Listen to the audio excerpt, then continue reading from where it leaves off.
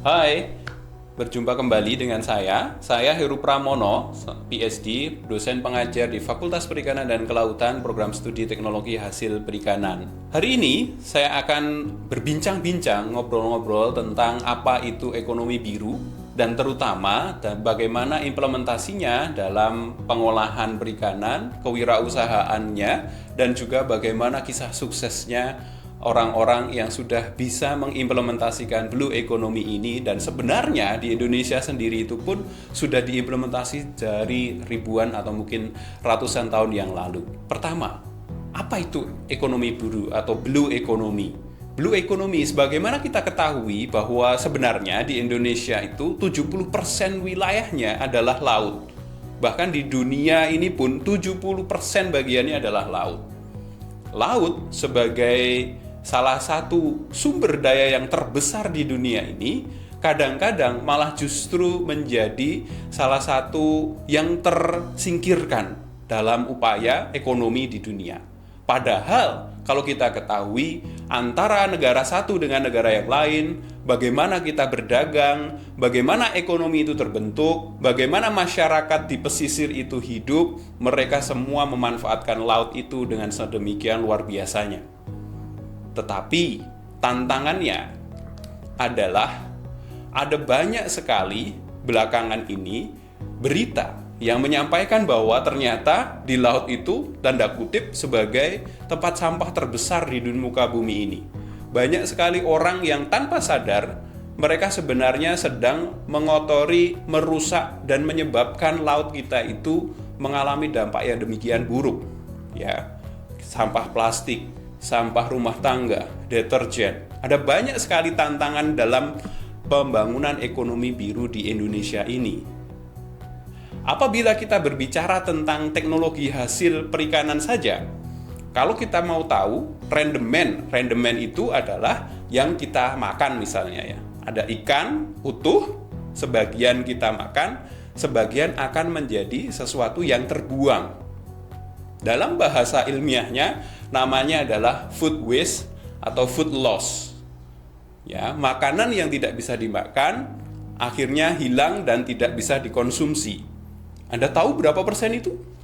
Itu bisa mencapai 70% dari massa atau dari berat awal dari ikan yang kita tangkap dari laut. Bayangkan seorang nelayan yang bangun pagi atau bahkan malam hari, dia harus berkeringat, mendorong perahu ke tengah laut, bertaruh nyawa untuk menangkap ikan. Pada siang harinya dia kembali lagi membawa hasil tangkapannya. Rupanya dari keringat beliau-beliau ini ada sekitar 30-70%-nya terbuang.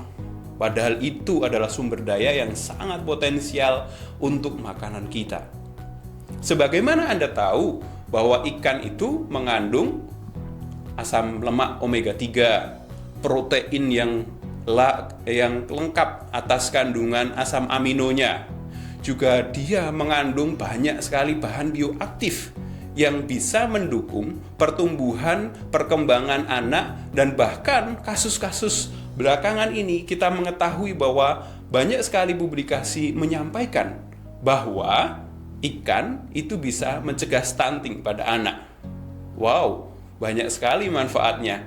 Tetapi kita ingat bahwa hampir 70% tadi akhirnya terbuang. Namun, sebenarnya dengan menggunakan pendekatan teknologi yang disebut sebagai fermentasi, itu bisa digunakan untuk manfaat yang lebih besar. Lalu apa itu fermentasi? Fermentasi adalah proses menghasilkan suatu produk menggunakan teknologi mikroba. Tempe, peda, petis, terasi, itu adalah salah satu contoh hasil proses fermentasi. Dan kita pada program ini akan belajar banyak kewirausahaan berbasis fermentasi ikan untuk mendukung blue economy. Kalau kita berbicara tentang ini, kita tahu dong bahwa jangan-jangan Pak Heru hanya bercerita saja nih, nggak ada ceritanya. nggak ada yang benernya. Bagaimana yang bener? Apakah ada orang yang sudah berhasil mengimplementasikannya? Oh, jangan salah, di Jawa Timur sendiri, itu ada banyak sekali success story dari orang-orang yang sudah menerapkan blue economy sejak ratusan tahun yang lalu. Sejak ratusan tahun yang lalu. Ada yang mereka membuat petis. Dari apa? Dari kepala udang. Ya, udang, badannya dimakan, kepala kulitnya biasanya dibuang, itu terupanya bisa dikumpulkan, kemudian diolah dengan proses fermentasi penambahan molase, bisa dihasilkan produk. Ya. Selain itu, Anda tahu kalau ada ikan yang mudah membusuk.